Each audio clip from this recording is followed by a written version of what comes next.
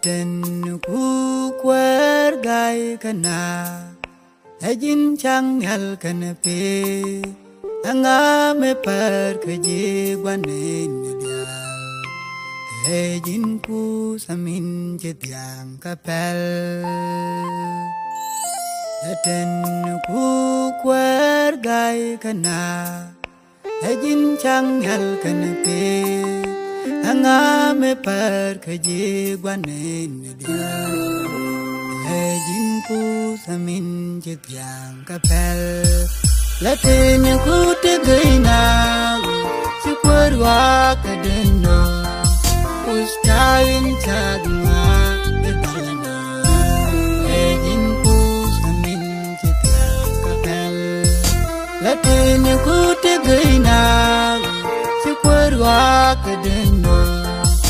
Ustain chagma bedana Ajin ku samin jetiang kapel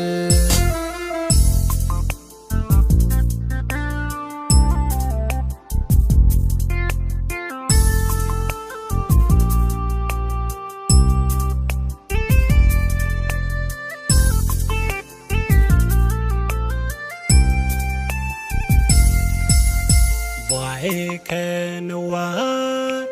she kalak dula guanen dial Angam de kako Kiangam de kawun bani ken Yendil tin kadwa delingal chanyane Why can what she kalak dula guanen dial Angam de kako Kiangam de kawun bani ken Yendil kadwa delingal chanyane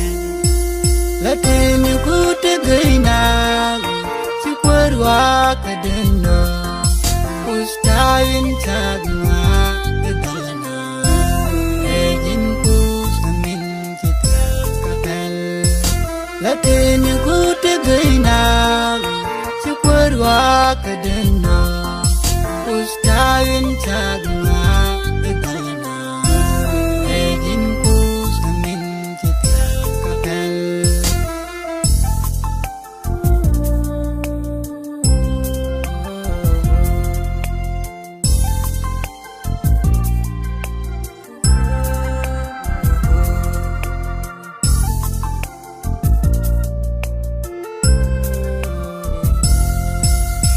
Eku au shak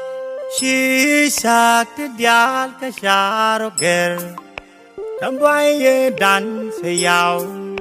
Ka shang charo da wany ka jan ta de Jindil lutin ka do Teli gal ka shanya ne Nim eku au shak shi shak dial ka sharo ger Tambay ye dan se yao Ka shang charo da wany ka jan ta de Jindil lutin ka do Teli gal ka shanya ne Laten ku tegaina si perwa kadeno Ustain chagma bedana Ajin ku samin jetiang kapel Laten ku tegaina si perwa kadeno Ustain chagma